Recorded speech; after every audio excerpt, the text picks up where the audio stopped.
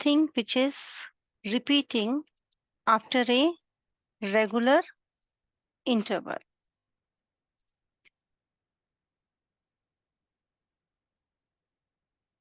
So periodic table is also repetition of chemical and physical properties of the elements after a regular interval. This is the most important class for a chemistry student. And it's a very simple class. Only thing is that you have to understand and practice. And it's not tough at all. You practice only once and you will see that you will retain the information, the knowledge for next 10 years. It's so simple, but you need to practice. And it's very important for every chemistry student, those who are going to do higher general chemistry, organic chemistry, and CAT chemistry.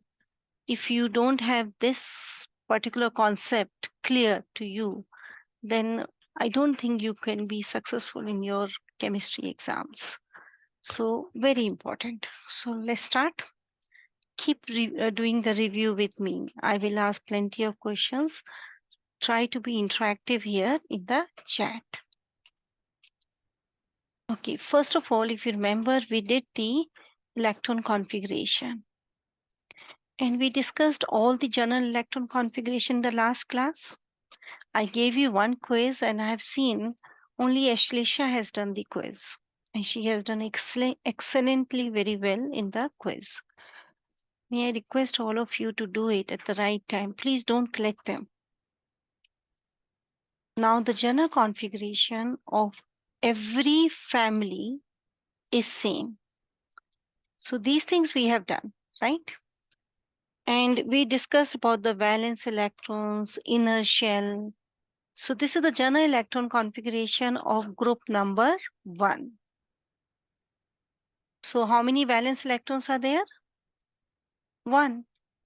If I say lithium, how many valence electrons in lithium?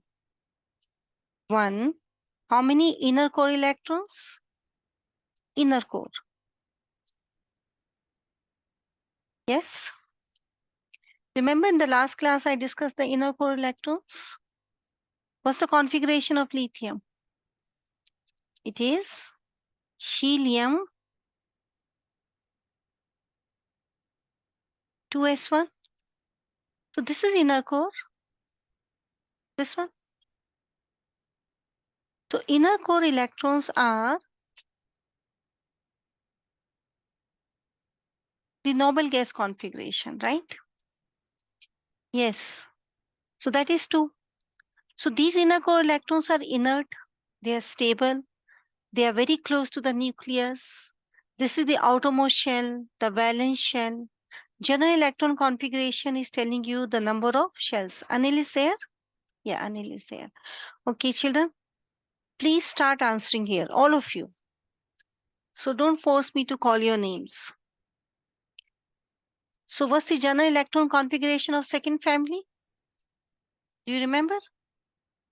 Ns2. How many valence electrons? 2, right? Okay, now if I compare, now we can keep comparing things here, which we are going to use later on when we are going to discuss the periodicity. The first group, first family, has a general electron configuration of Ns1. So there is a shell which has only one unpaired electron like this. But Ns2 is a paired electron. If I ask you out of these two, which one is more stable? Out of these two, which one is more stable? Full. So keep comparing the stability also. So Ns2 is more stable in comparison to Ns1. Now what's the general electron configuration of the third family? This third. I'm not talking about right now for this particular one. We can discuss this later on. So the third family is Ns2 Np1. So is it stable, more stable than second or less stable? Ns2 Np 1 is less stable than second. Okay, then fourth family, NS2, NP2. Now, in case of fourth family, which is carbon family, NS2, NP2, I want you to learn one more thing. In fact, that is valid here also. Maybe I discussed last time also. NS2, NP1. In these two cases, in fact, that's valid in this case also, and we are going to learn more in detail about it. With NS2, NP1, there is one orbital in S subshell and there are three orbitals in P subshell. I think all of you agree with me. In NH2 NP2, same thing. One in S subshell, and now I'm going to place single electron. You remember why? Which rule is going to control this? That you cannot pair electrons. No, Anil. Hund's rule. Hund's rule of maximum multiplicity, maximum parallel spins. So first you have to put single electron in all degenerate orbitals. Any student has problem in this? Put single electron in every, these are three degenerate orbitals. Degenerate, you remember the word Ariba, degenerate? What's the meaning? Degenerate. Degenerate means same subshell. Can you give me more chemistry meaning? They are important for us. Why? They have exactly same energy. Yes. And that is the reason when you fill electrons, they will go singly first. Now look at this carbon. How many electrons are needed? How many valence electrons? 4. How many electrons are needed to complete the octet? How many electrons? 4. But how many electrons it can give for sharing? Only 2. So do you think by giving 2 electrons, it can have 4 electrons in his pocket? No, it can have only 2. If it gives 2 electrons for sharing, it will get 2 more from the other element. So what carbon is going to do? Carbon is going to make 1 electron jump from 2s. This is 2s to 2p. These are different subshells of the same shell. So electron jumps and it comes here, right? 2s and 2p. Now you can see there are 4 unpaired electrons. So it can make 4 bonds, 4 sharing. For sharing electrons, it will get 4 by giving 4. So it can complete its octet and can become stable. This is called as excited state.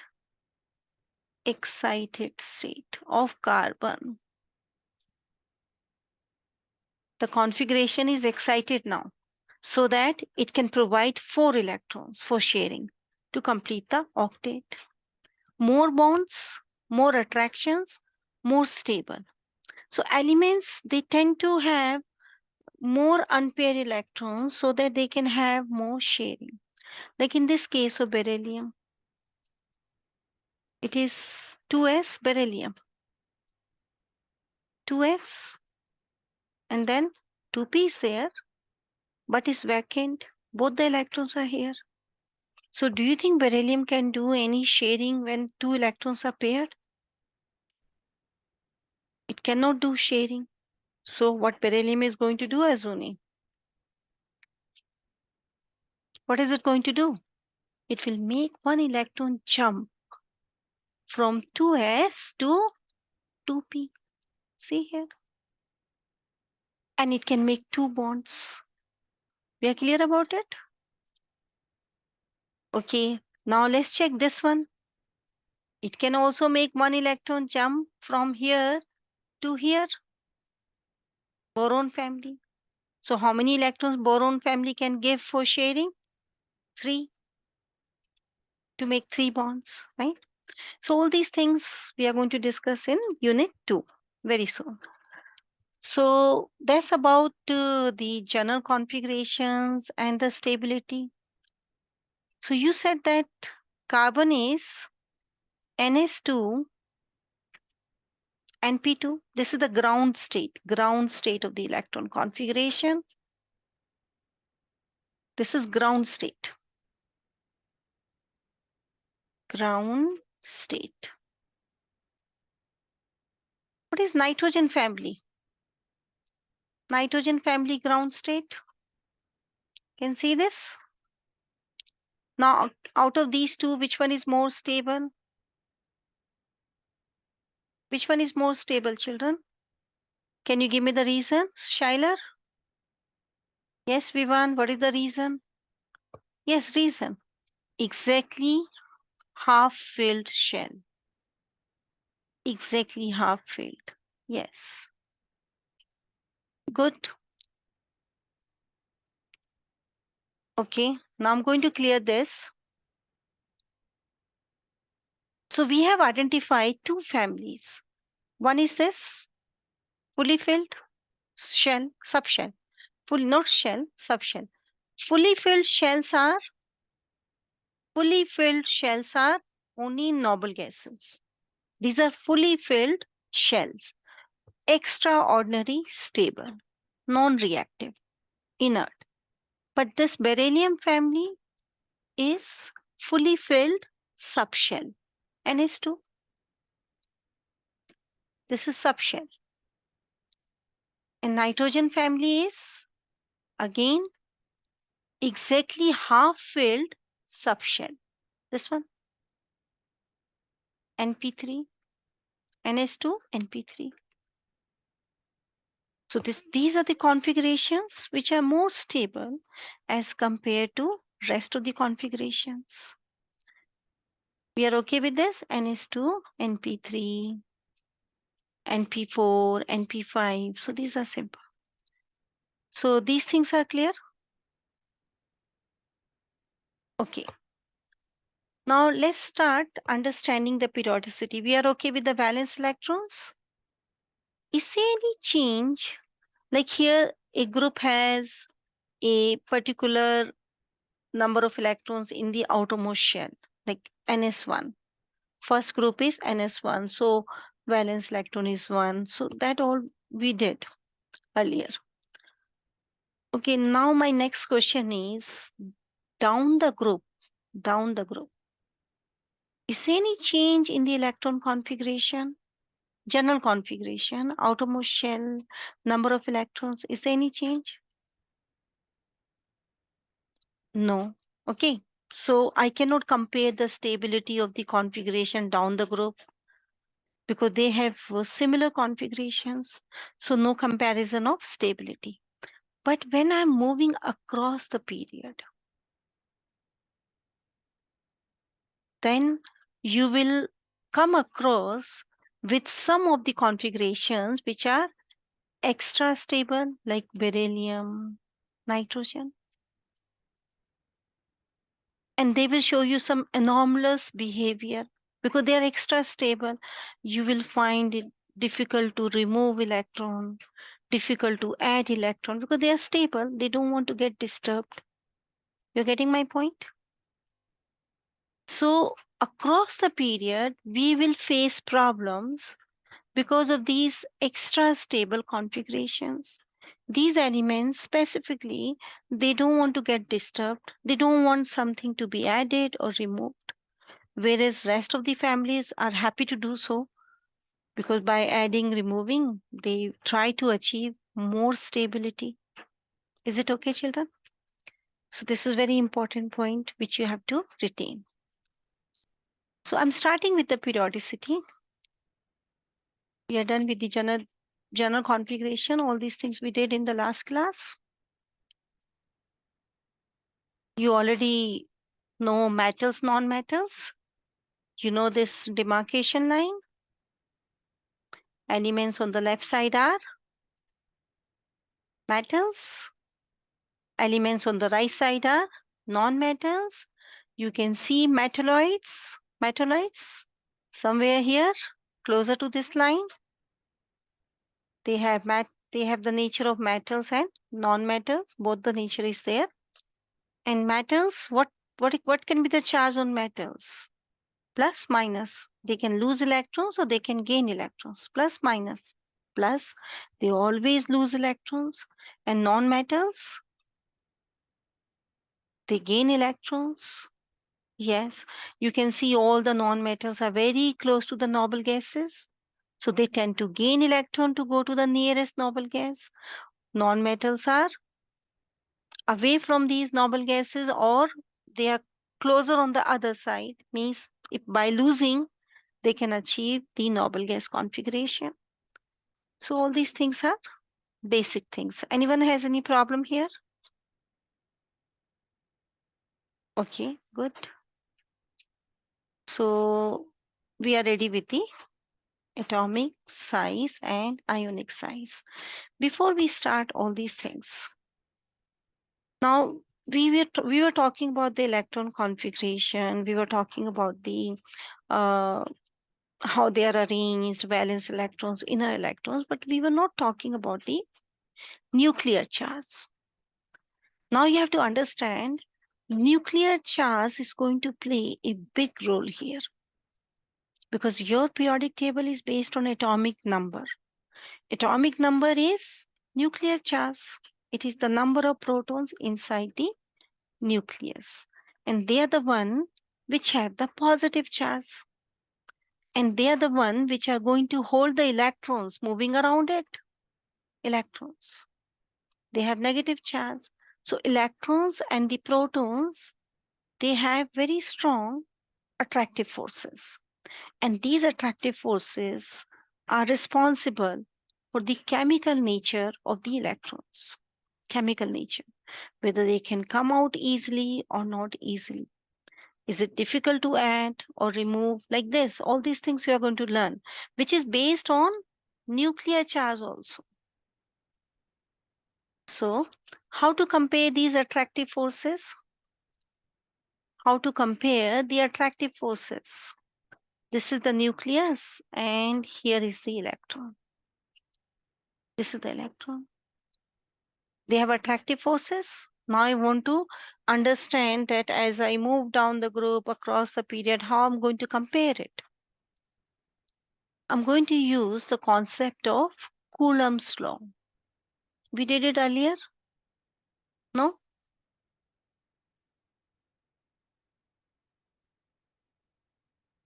Coulomb's law. According to this law, the force of attraction, yes, Anil, good, is equal to or is proportional, is directly proportional to the product of the charges.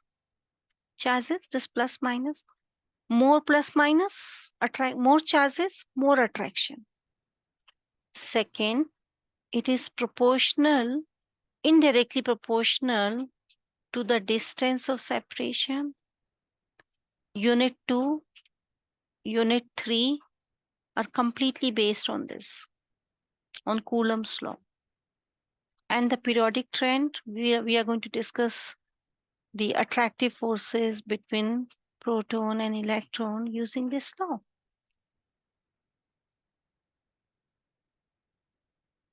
So can you, from here, the distance of separation, can you tell me what happens to the force of attraction when the distance of separation is more?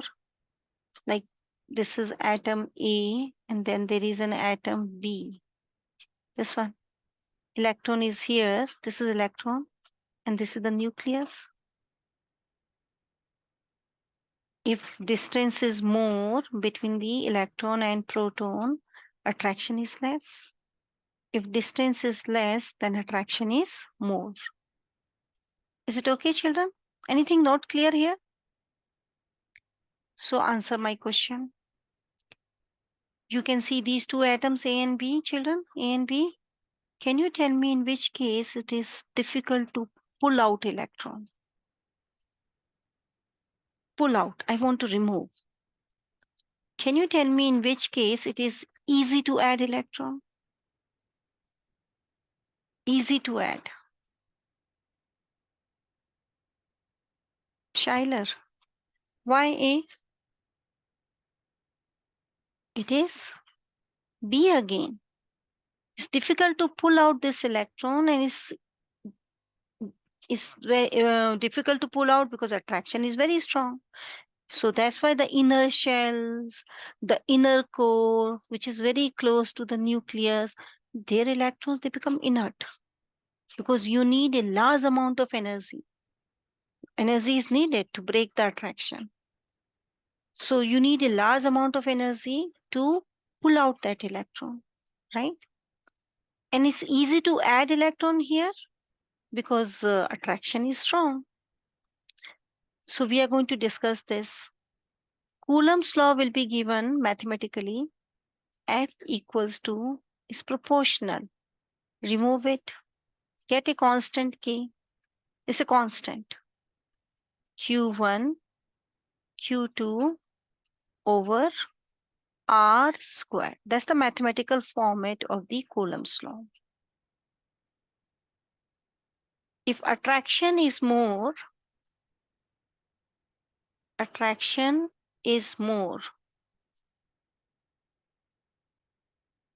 and I want to break the attraction, then energy needed is more or less?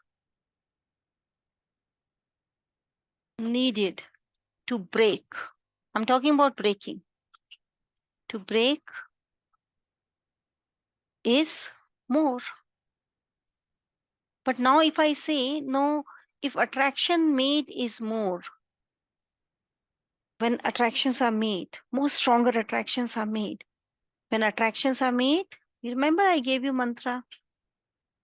Attractions is more.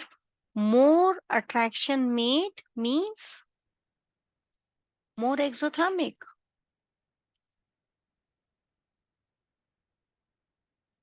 More energy released. Do you remember the mantra, children?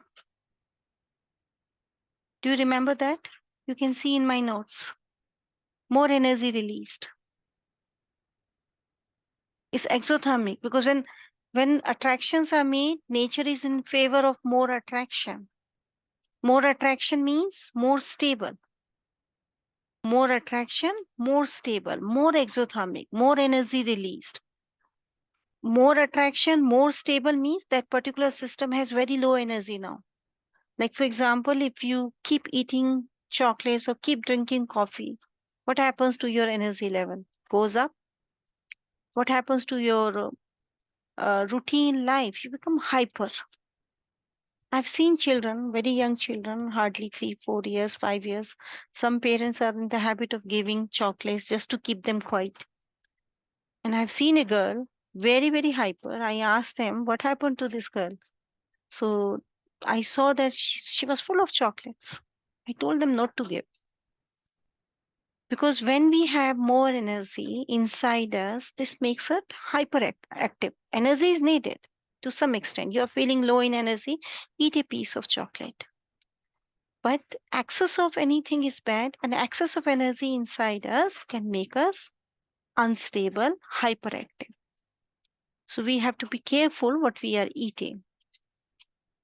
Okay, so more energy means more unstable. Less energy means more stable. Are we clear about it, children? No questions? Okay, Afan, yeah, I've seen your name after a long time. Keep interacting, Afan, okay? You were not answering earlier? No, you answered, yeah. Okay, good. So, yeah, I can see. So we are clear about the Coulomb's law. Please write down this Coulomb's law on the paper and print this Coulomb's law, these two things of the Coulomb's law on your brain. It's a big thing, okay? Okay, now let's talk about effective nuclear charge. It's a concept which most of the children, they find it difficult. I'm trying to make it very simple for all of you. Okay, to make you understand this effective nuclear charge, I would like to move away from this presentation and would like to share my periodic table and we'll work on it. It's a very important concept. Pay attention to this effective nuclear charge. Okay, nuclear charge is clear that it is due to number of protons inside the nucleus. As you are moving down the group, what is happening to the number of protons inside the nucleus? What is happening? Moving down the group, increasing. This one has 1 proton, this one has 3, 11, 19, increasing in bulk, right? So what are you expecting here? Effect the nuclear charge is increasing, right? But the effective nuclear charge, which I'm going to show as Z effective, like this, is decreasing. That's very strange. So let's try to understand why down the group, the nuclear charge is increasing, but effective nuclear charge is decreasing. So we have to understand the meaning of effective also. Okay, so for that, let's take group 1 as an example. And this is valid on all the groups. So check this hydrogen. It is 1s1, lithium, helium 2s1, sodium, neon 3s1. You agree? All of it, all of you with this configuration which I'm writing. Argon 4s1, rubidium is rubidium. Krypton, thank you very much, Anil. 5s1, cesium, xenon 6s1. Francium is radon 7s1, right? Okay. Now let's make the diagram. In the hydrogen, there is only one shell. This is the nucleus and only one shell.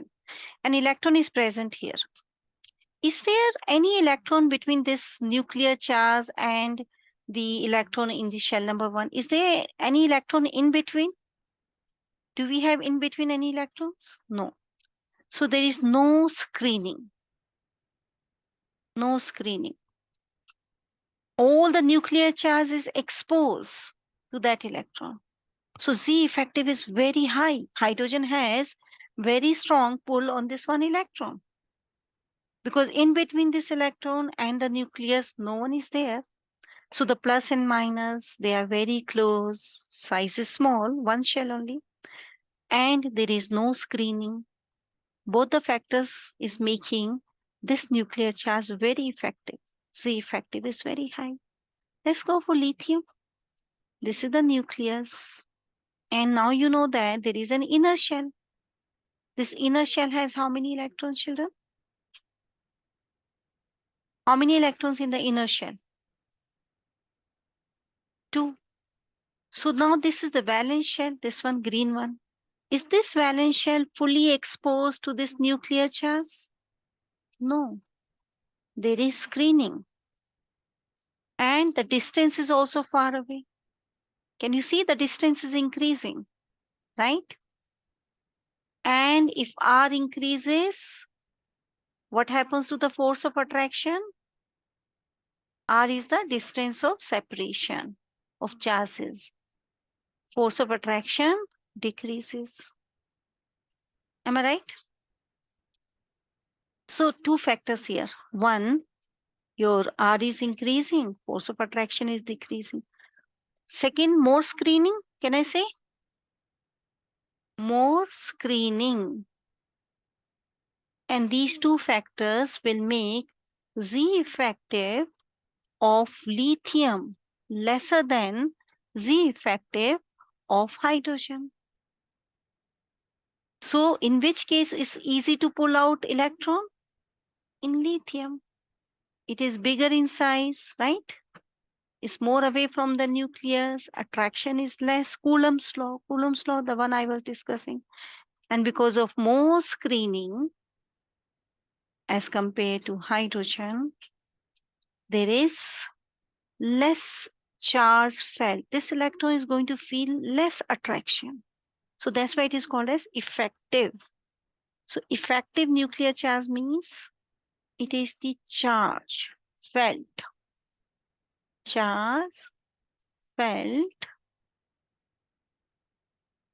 by an electron. Don't expect that if the element has very large number of protons, all the protons are fully exposed. No, they are not. So they are screened by the inner shells. The proton is the way I have shown here, this red color. This is the screening effect here. And this screening is done by two electrons. Two. So this charge felt, oh, I think I have written wrong spelling here. Sorry. Felt. This charge felt by an electron, nuclear charge. Which charge? Nuclear charge. This one felt by an electron is controlled by two factors. R, the distance of separation, and screening. Inner shell electrons. If R is more and screening is more, see up arrow means more. If R is more, screening is more, then Z effective will be less. So please write down this and think about it and ask your questions in case you have any question. It should be crystal clear to you. Then I'll start asking question after that.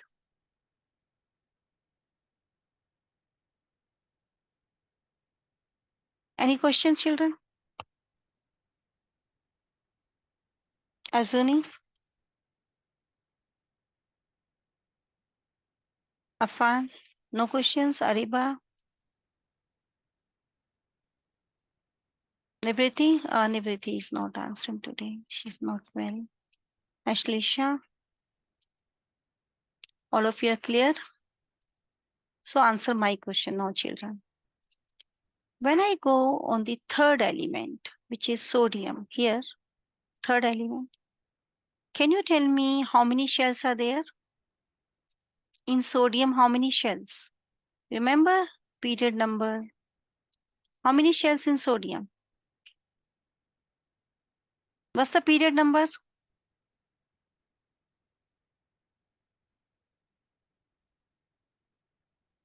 So number of shells are same as period number. So 3 shells. So as I make 3 shells, this is shell number 1, this one, this is the nucleus here. With a positive charge, this is shell number 1, shell number 2, shell number 3. What is happening to R? Here is the electron, outermost electron. I'm talking about valence electron. R is increasing. How many electrons are there in the inner shell? Total electrons in the inner shell. This is inner shell electrons. How many? 10. Earlier, here in hydrogen, it was 0. Here it was 2. Now you're saying it's 10. So what is happening to the screening effect? Screening. What is happening to screening? Is high. So as I'm moving down, the number of shells are increasing, right? And the screening is also increasing. So as the radius increases, the distance of separation increases, and the screening increases, the electron which is present in the outermost shell is going to feel less attraction, isn't it? And that is the reason Z effective decreases. Are we good with this? Now, in case of potassium, how many shells are there? How many shells?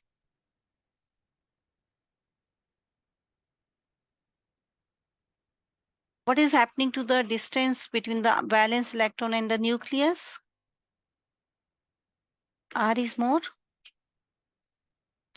What is happening to the screening? How many electrons are screening it? The outermost electron. 18, right? So don't you think that the number of screening electrons are increasing in big jumps? So I know that nuclear charge is also increasing, but as I said, that is an interplay of factors. These two factors and the nuclear charge, they are interplaying with each other. These two factors are trying to reduce the nuclear charge. Number of protons are trying to increase, but these are dominating now. So finally, Z effective down the group decreases. Give me two reasons for it. Z effective down the group decreases. Give two reasons. Please type the reasons. It's already on the whiteboard. Yes. Yeah, Ashlisha, that is one reason. Second, yes. Anyone else? Vivan? Increase radius, yes. And give Vivan. Then think, type, speak, and write in your notebook. That's how you can memorize. Okay, good. Okay, so screening is due to, can you answer this question? Screening is due to, I was using that word, I was highlighting it here, due to, use some proper word, Ashleisha. Inner core electrons. Yes, yes.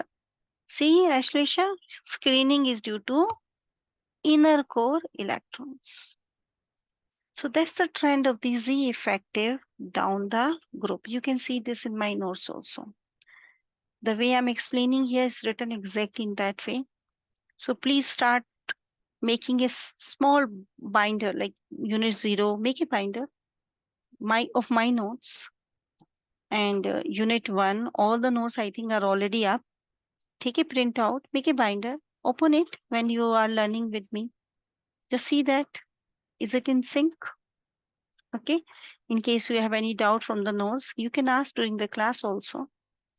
Organize yourself, children. I'm not asking you to work very hard. Don't work very hard. There's no need of hard working. What is needed? Organize yourself. Organize. Do regularly at some intervals. Don't wake up after 2 months. I will do it today. No, not like this. Regularly. It is spontaneous manner. Okay, so we are okay with the Z effective. So, and what is Z effective? It is the nuclear charge felt by an electron, right? Okay, now answer my next question. You know that I was telling you earlier also that electrons are like a cloud around the nucleus. This is an electron cloud around the nucleus. And this electron cloud is attracted to the nucleus. Nucleus has the positive charge. So don't you think that more attraction, more will be the smaller of the size of the electron cloud? More attraction, more effective nuclear charge, more smaller the size. Less effective nuclear charge, the electron cloud will go away, more spread out, isn't it? Think in this manner. The nuclear charge, the effective nuclear charge, not the nuclear charge, the effective nuclear charge is very important. It is going to control the size of the electron cloud, size of the orbitals, size of the atom. Because if it is more, then electron cloud will come more and more closer to the nucleus. And if it is less, then it will start spreading out. Size will become bigger. Okay, so we'll discuss this once more after learning about the effective nuclear charge across the period. Let's do it across the period. I'm picking a period number 2. So period number 2, we are talking about Z effective. And Azuni, what is Z effective? Arjun? Azuni, what is it? Z effective is charge, nuclear charge, the positive charge felt by an electron. An electron, right? Azuni, is it okay? Understand, use the language, speak the language, write the language, okay? More you become familiar with it, more happy will be your learning. Charge felt by an electron. Which charge? I'm every time forgetting about this word, nuclear charge. See, I feel bad when I don't give complete information. I was writing charge, but as a senior student, you know that we are talking about electrons, so this charge must be positive. But I should write nuclear charge felt by an electron, right? Okay, now let's move across the period. What is happening to Z across the period? Atomic number. Z is the atomic number. What is happening? It's increasing. Okay, Z is increasing. Agreed. What is happening to the number of electrons? Number of shells. Number of shells across the period. Same, no change. Now write down one line and practice it. Electrons which are present in the same shell. Electrons of the same shell do not screen.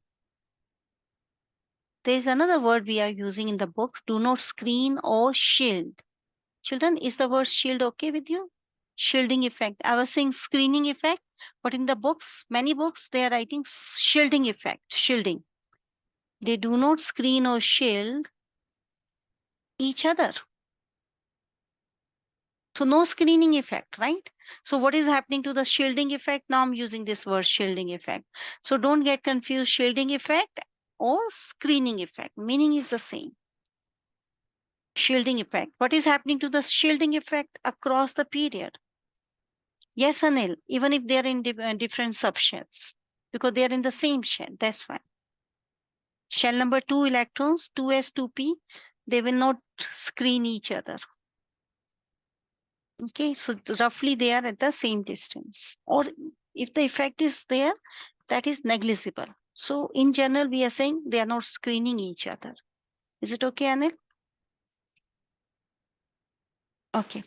So shielding effect. What is happening to the shielding effect across the period? Ashleisha, what is happening across the period? Across the period, what is happening to the number of shells? So it's not changing. Yes, Vivan, very good. It's going to stay the same. It's not going to stay the same. It's not going to change, so it's going to stay the same. Sorry. Is it okay, children? So now let's analyze our situation here across the period. We are working across the period. Across the period. And we observed atomic number is increasing. So number of protons are increasing, right? Number of protons. But number of shells, no change. So R is also same. R, the distance of separation, you remember? R is nearly same. So I'm not going to write it here, but roughly R is same from our understanding now. And shielding effect is not there. So who is going to control the attraction now? Which factor? Only protons. So what happens to Z effective across the period? Because screening effect is not playing any role. So Z effective is increasing. Very good, children. Azuni and Arjun, perfect answer, Anil. Why is it increasing? Is it increasing due to shielding effect? Due to number of shells? Due to adding one extra proton in the nucleus as we move? Yes, yes. It is increasing by 1 unit. Lithium to beryllium, there is an increase of 1 unit. Beryllium to boron, 1 unit. So it is increasing by 1 unit. Yes, Arjun. So as the effective increases, what happens to the pull on the electron cloud? This is the nucleus and this is the electron cloud. What happens to the pull? It goes closer. So as you move across the period, number of shells are same. They are not contributing anything. Shielding is not doing anything. It's the nuclear charge which is increasing. So the pull of the outermost shell and the nucleus is increasing. Pull, right? Attraction. So the size decreases. Is it okay? So across the period, size decreases. Can you give me the reason why the size decreasing across the period? Size across the period. Give reason. Only one reason, that Z effective is increasing.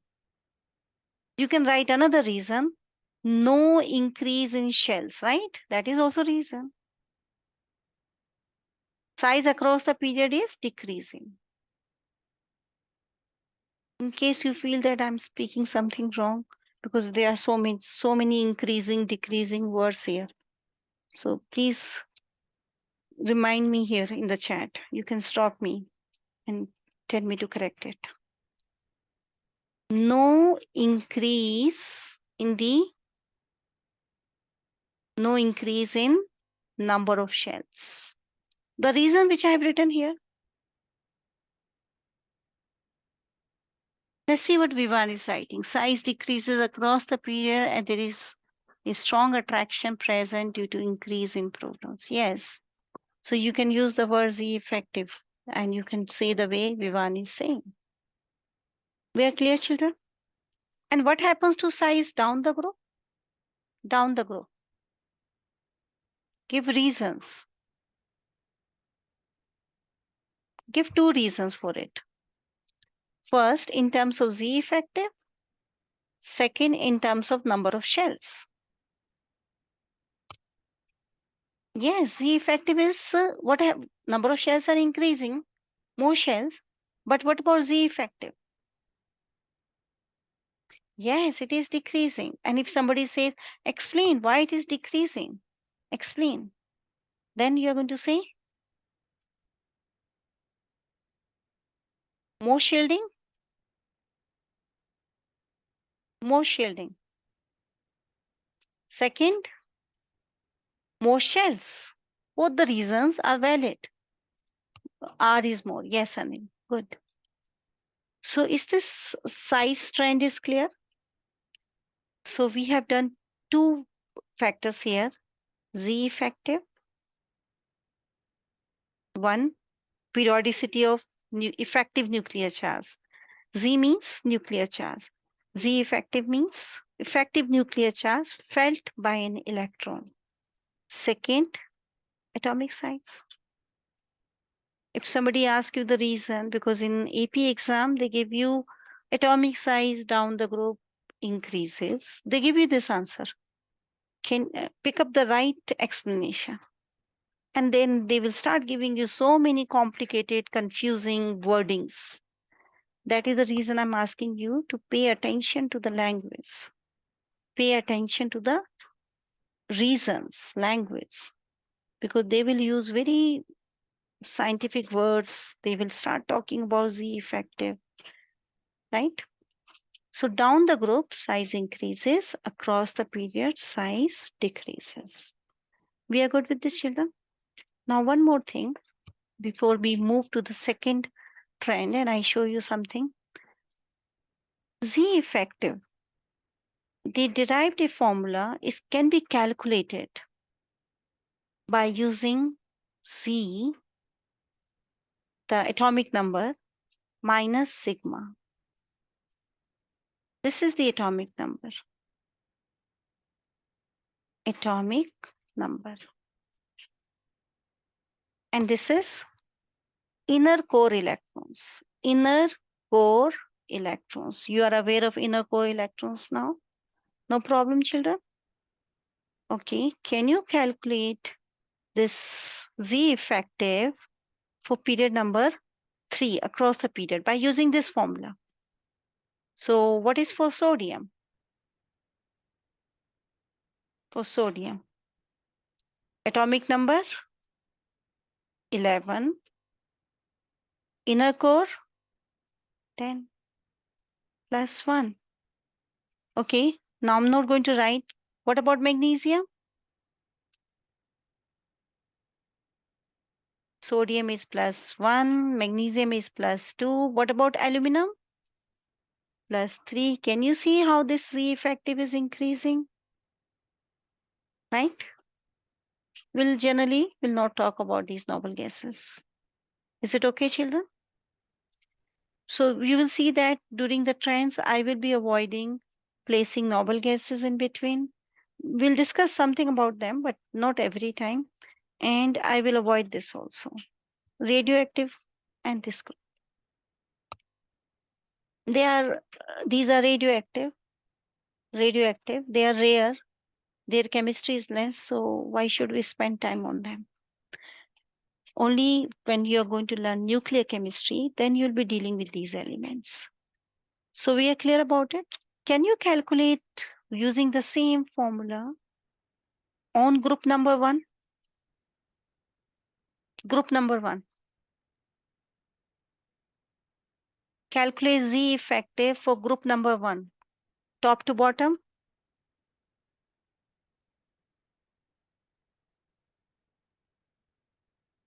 Isn't it plus 1?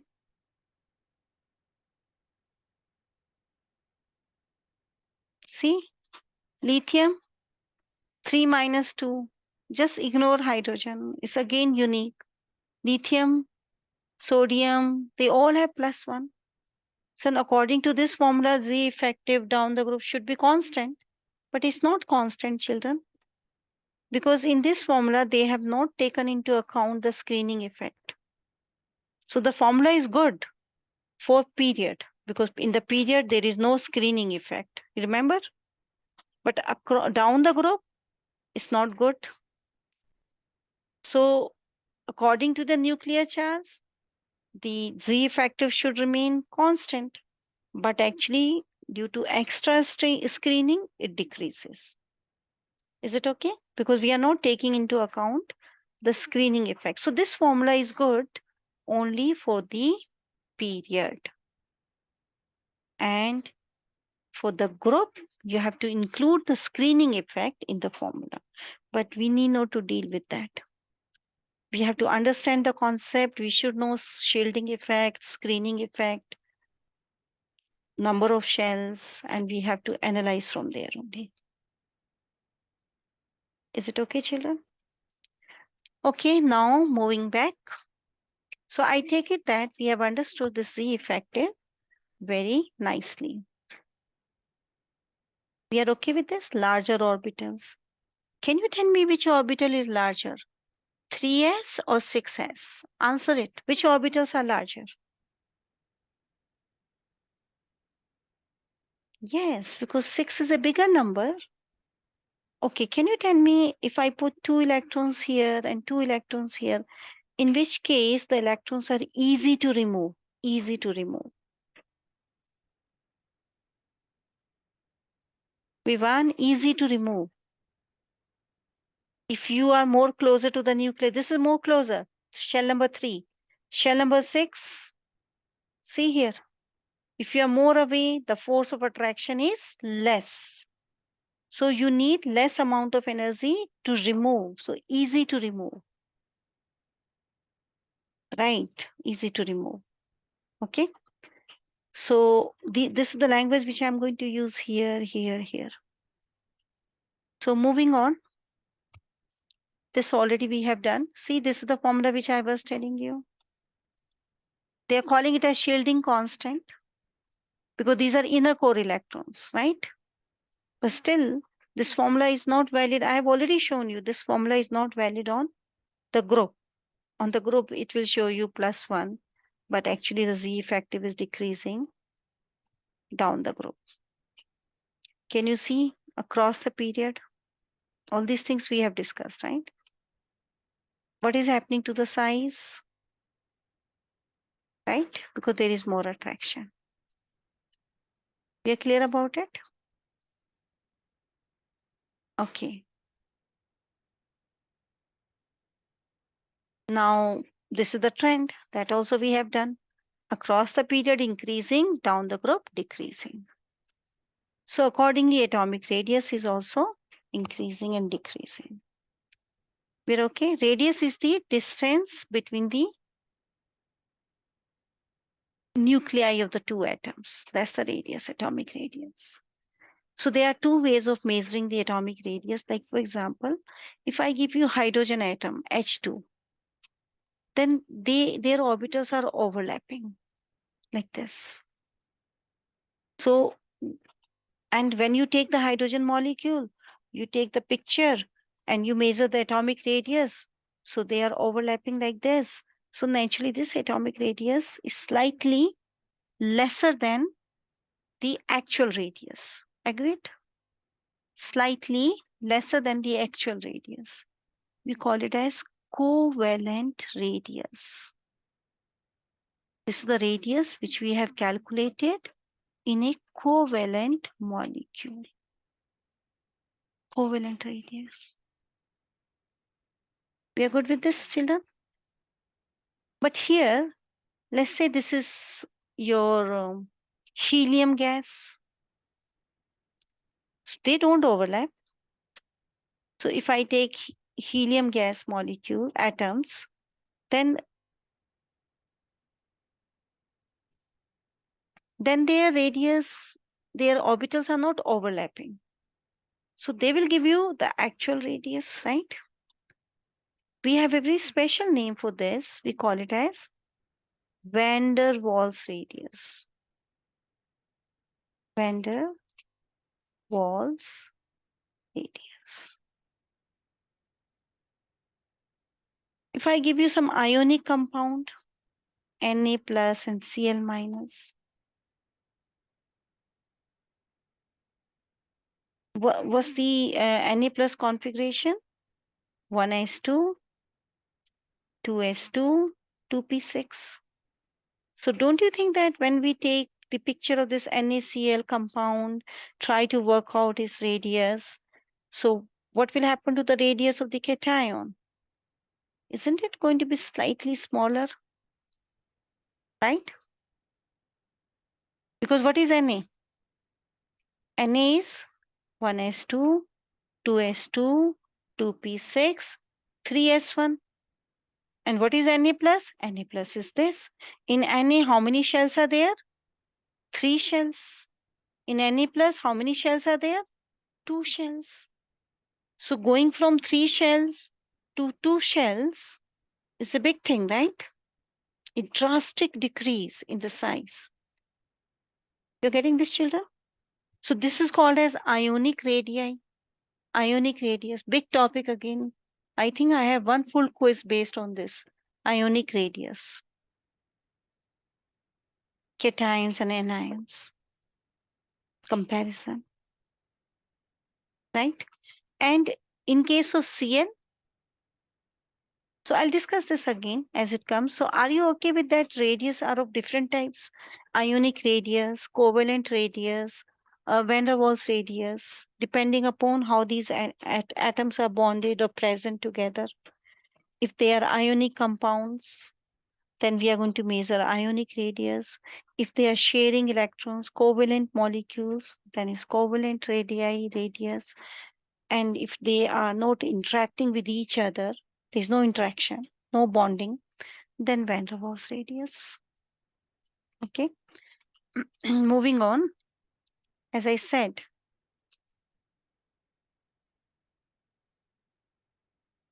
Anil, that's what I'm going to discuss just now. Anil is asking a question, and that question will be answered after this slide. We are okay? See the periodic table. Sorry, give me 1 second. See the periodic table, children. Size. And I think it's perfectly all right the way we discussed.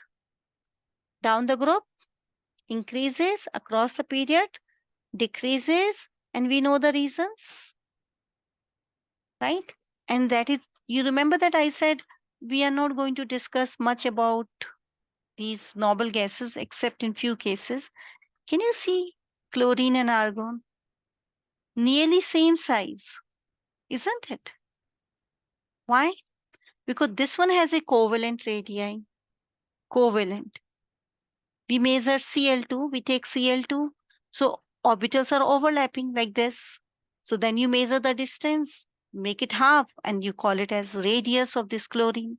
But in case of argon, it's a van der Waals radius. They are just sitting next to each other. So this one is more.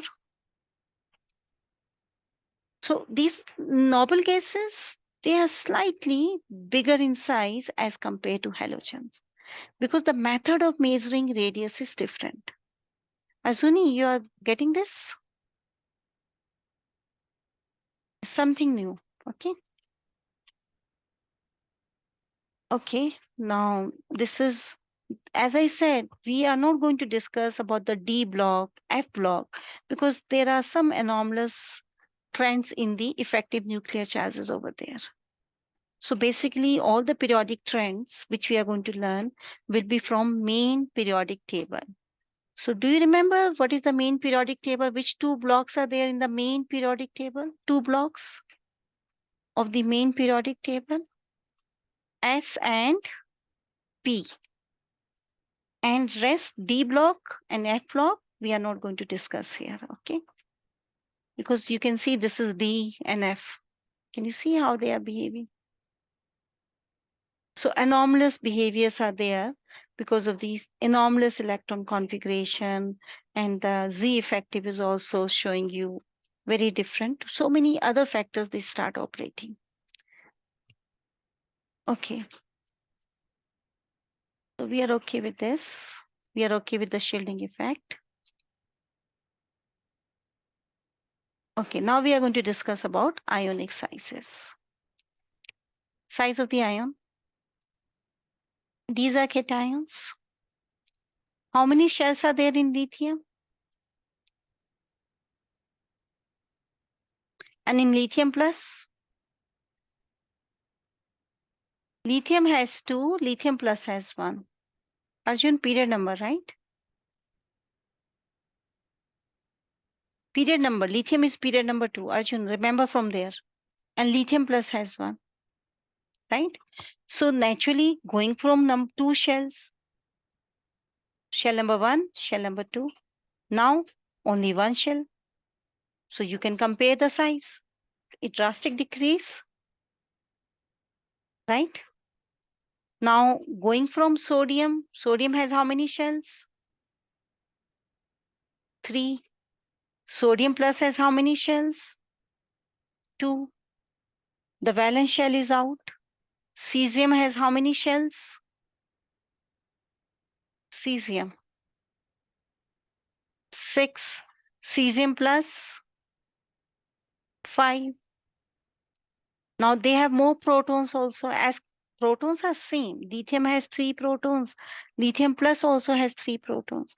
But the effective nuclear charge here will increase because one of the shell is completely removed, right?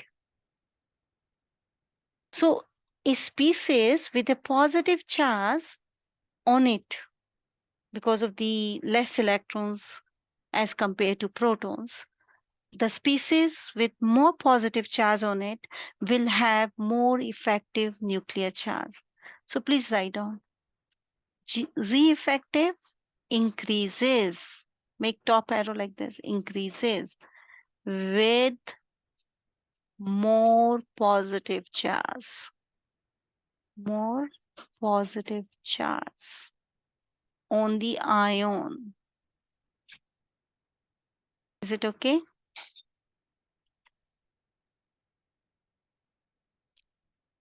Is it okay, children? Give me 1 second, please.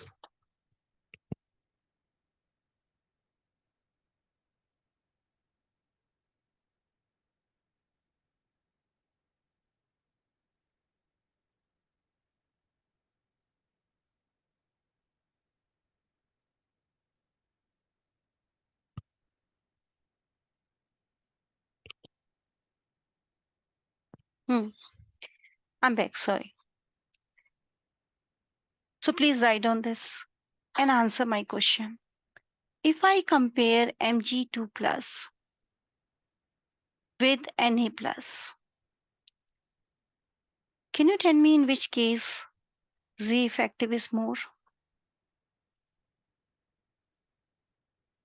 and Al3 plus?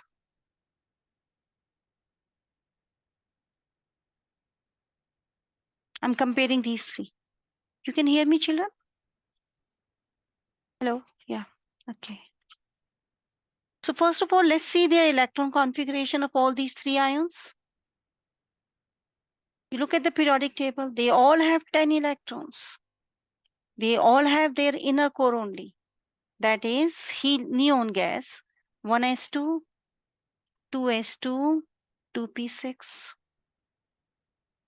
But in this case, there is more number of protons, more in aluminum 3 plus. In sodium plus, there's only less protons. So minimum protons are in sodium. But as you are going from sodium to magnesium to aluminum, atomic number is increasing. 11, 12, 13. So which one has the highest effective nuclear charge? The one which has more protons, right? More protons, more positive charge. So Z effective is very high for aluminum 3 plus, then for Mg2 plus, then for Na plus. And these species have identical configuration. So they are called as isoelectronic configurations. I'm not going to teach you this topic separately because I'm covering it from the last class. It's a separate topic on the website, but we are already doing it. And we are doing all the practice and I'm trying to cover all the questions also. So valence shell and isoelectronic species, these are valence electrons. These are separate topics on the website. Do the quiz because we are covering it during this learning process. So now can you compare their sizes, children? Which one is the biggest? Which one is the smallest ion? These three. Compare their sizes.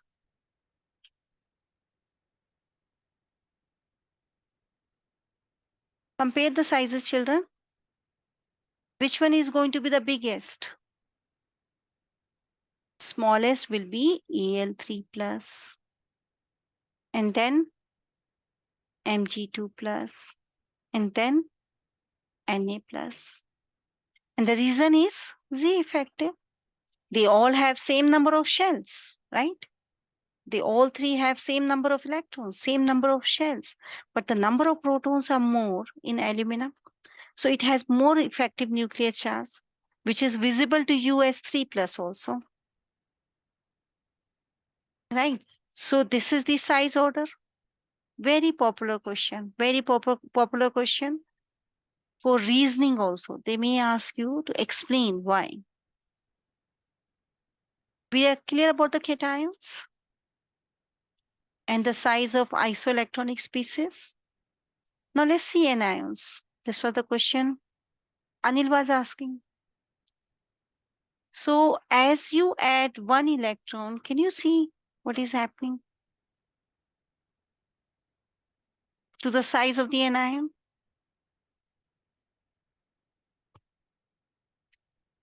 It's increasing. So anions are bigger in size. Bigger in size. Now let's try to understand the reason. This is the most important thing, reason. Okay, I'm working with the chlorine. Let's take chlorine. Chlorine neutral atom. The electron configuration is 1s2, 2s2, 2p6, 3s2, 3p5. That's the configuration.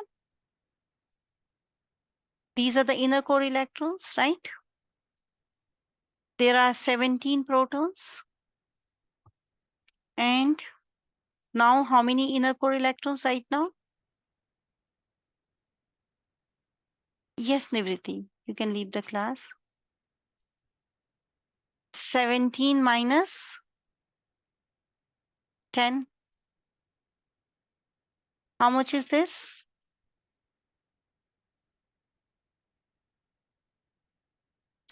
Plus 7, right?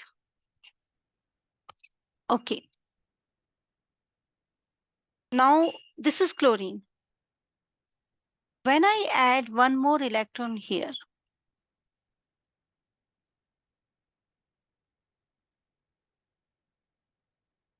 then all these electrons, they become inner core electrons. So this is completely filled now. So what is happening to the number of electrons? Number of electrons are increasing, are increasing. As number of electrons are increasing in the outermost shell, remember electrons are like a cloud. This is the nucleus. This is the nucleus, and electrons are like a cloud around the nucleus. If I add more electrons in this cloud, I'm not adding more protons. Protons are still 17. I'm not adding that, but I'm adding more electrons in the cloud. So is it going to increase the attraction or is it going to increase the repulsion? Answer this question. When I'm adding more electrons in the cloud, but I'm not adding more protons, so attraction is increasing or repulsion is increasing? Answer it, repulsion. Because electrons, I'm adding electrons and electrons, they repel, they have the same charge. So as repulsion increases, Ariba, what these electron cloud will do? They will expand. The electron cloud is expanding. Why is it expanding? To minimize the repulsion. So what is the reason here? Due to inter-electron repulsion. Due to inter-electron repulsion,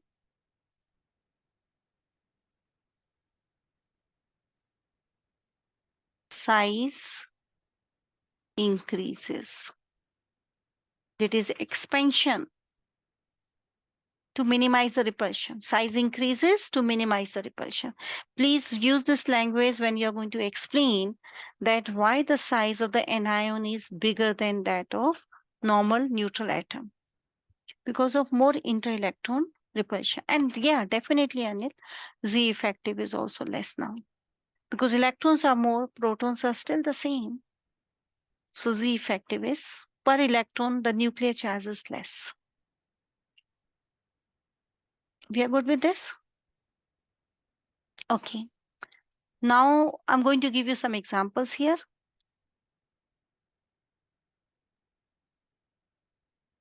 The way we did the examples, in case of cation, I'm going to show you some isoelectronic species. It is N3 minus, O2 minus, NF minus. How many protons are there in N3 minus?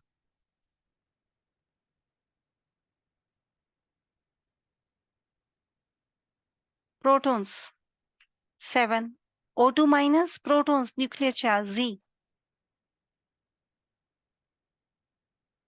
8, 9. And how many electrons are here in N3 minus? What's the electron configuration? They are isoelectronic.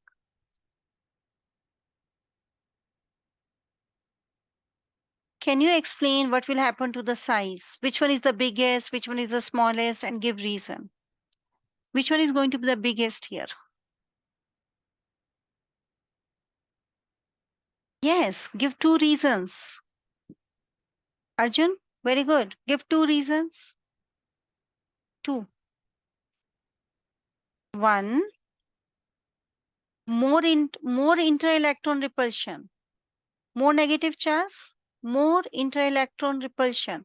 Learn this word, inter-electron repulsion. Second, there is no shielding here. We are not talking about shielding, Arjun. They are across the period, they have the same number of shells. And electrons of the same shell, they don't shield each other. So no shielding effect. We are not talking about it. More inter-electron repulsion, right? Second, more protons, or less protons. We are talking about N3 minus, less protons. So due to this, Z effective is less protons, Z effective is less. That we already know. So these two reasons are responsible for N3 minus to be biggest in size. So let's put them in the size order. Schuyler, what is the size order? Schuyler, your answers are not coming. I hope all of you are listening.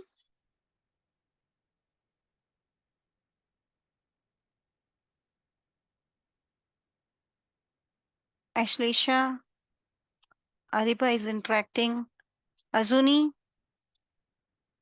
yeah, good. Size order. Give me the size order, please. F minus is the smallest, then O2 minus, and then N3 minus. One of the big concept of AP chemistry, of any chemistry, but so easy to understand. So retain these reasons, practice them, speak about these charge.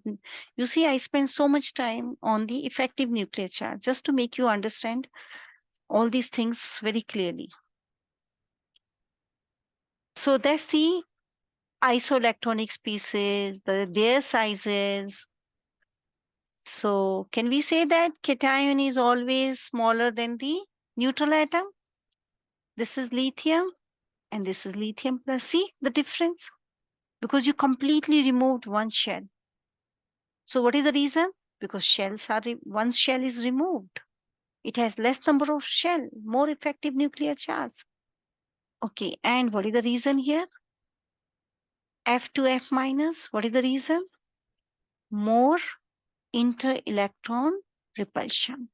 So there is expansion in size. The electron cloud is expanding to minimize the repulsion because nature doesn't want repulsion. If you see, this is a person, A, one classmate, your classmate A, and another classmate B, and let's say you are C. Now between A and C, there is repulsion. Between C and B, there is attraction. So you will see that C will be moving more closer to B, not to A.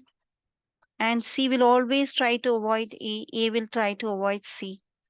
They don't want to come face to face because nature doesn't like repulsion, which is the part of our habits also. These all are gifted by nature. Okay. So understand this. Repulsion is never liked by nature. Attraction is liked by nature. So something which is liked by nature, nature is forcing us to go in that direction. Something which is not liked by nature, nature is forcing us to go away from it.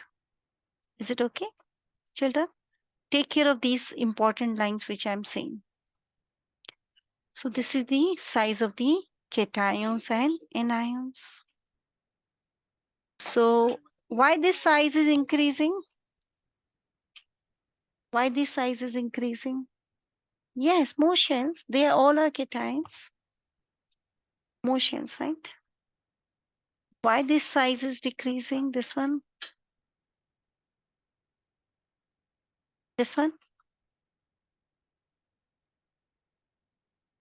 This is decreasing. You see, this is so small. Because more protons, more effective nuclear charge. Why this one is decreasing? less inter-electron repulsion, more number of protons. So have a clear thinking about it. Arjun, shielding is increasing where? Yeah, down. Yes. Okay. So please try to figure out the reasons.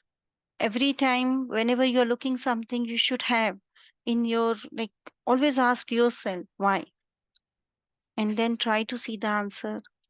You are very lucky that you have so many books available. Internet is there. When we were young of your age, I still remember I used to have only one or two books with me, because at that time books were not so much, so many books were not there in the market also. Now market is full of books. If one book is not clear, you can pick up another book. So learn everything with proper reasoning. Okay, so we are left with less time, but I can start this topic and we can discuss some important points. Ionization energy. So first of all, what's the meaning of ionization energy? Like for example, sodium. The sodium electron configuration is 1s2, 2s2, 2p6, and 3s1. So first we are understanding the meaning of ionization, Arjun. Ionization means removal of electron. I'm going to remove this electron and it becomes sodium plus. So when I'm removing the electron, I'm breaking the attraction of the electron with the nucleus, breaking attraction. You're breaking attraction. When you're breaking attraction, energy is needed. Needed. Energy needed to break the attraction. Endothermic. So first thing, ionization energy, the energy needed is always endothermic. Endothermic means what is the sign of ionization energy? Sign. If it is endothermic, remember positive sign. Plus, yes, Afan, good. So energy needed, endothermic.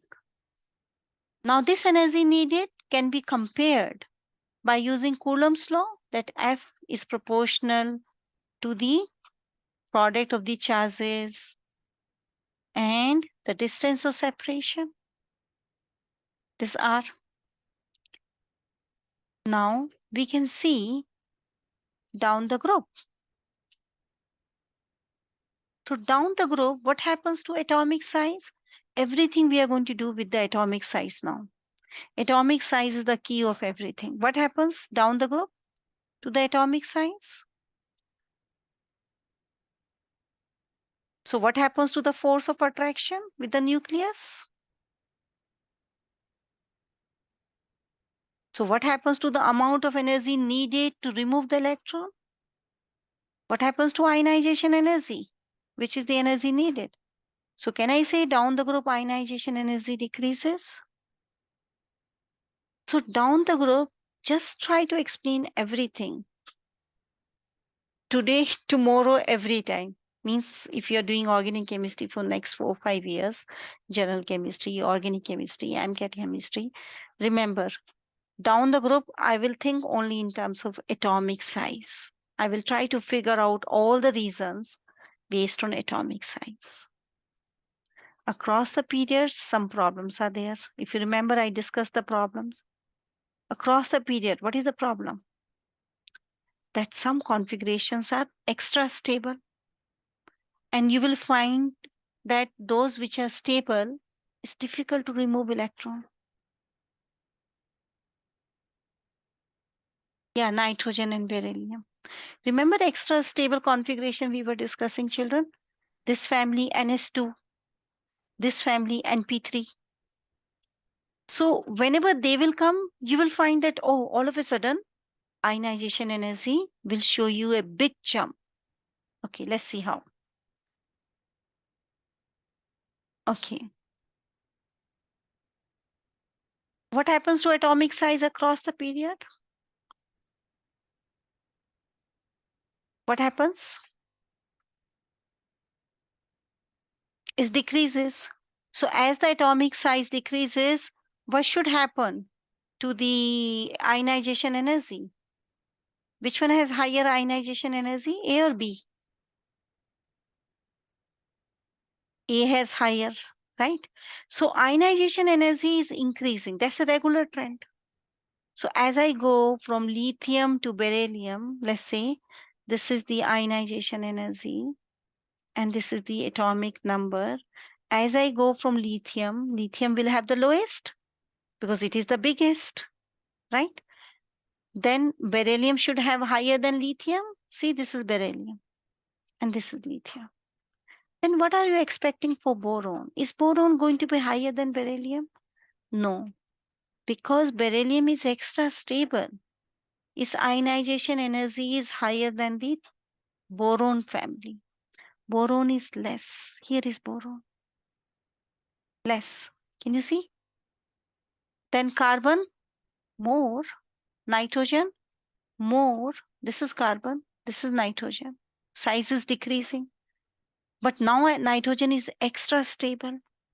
It has higher ionization energy than oxygen family. Can you see this anomalous behavior? And then fluorine, and then your noble gas, neon. On the top, very stable, neon, very stable on the top. Is it okay, children? This is the trend.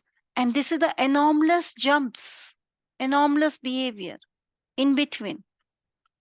Because beryllium is more stable than boron. And in fact, you can see this language also in the book because boron is Ns2 Np1 family. Just by removing one electron is going to have very stable configuration, fully filled subshell. So it will be happy to lose that electron. So it's easy to remove. So boron can give away its one electron easily. Same with oxygen. Oxygen is also very happy to give one electron because oxygen family is Ns2 Np4. Just remove one electron and it is just like nitrogen Np3. Are we clear, children? Okay, so we'll continue with this ionization energy. Please come prepared. Watch this video again. Okay, practice the language. Try to understand the reason. And then in the next class, we'll finish with this periodicity. And we'll do some questions also. We are doing questions side by side, right? If you have any questions, you can stay back in the class.